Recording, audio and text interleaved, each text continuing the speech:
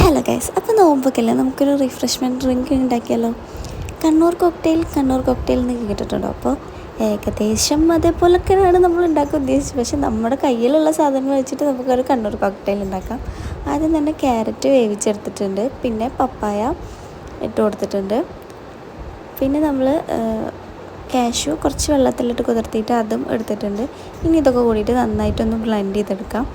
എന്നിട്ട് ഇതിലേക്ക് ആവശ്യത്തിന് പാലും ഐസ്ക്രീമും ഒക്കെ ഒഴിച്ചിട്ട് സെറ്റാക്കി എടുക്കാം. കണ്ടില്ലേ എങ്ങനെയുണ്ട് ഈ ഷോട്ട്? വെറൈറ്റി അല്ലേ? പിന്നെ ഭയങ്കര വെറൈറ്റി ഷോട്ടായി പോയല്ലേ. എന്നിട്ട് ഇതിലേക്ക് നമുക്ക് വാനില ഐസ്ക്രീം കുറച്ച് കൂടുതലിടാം.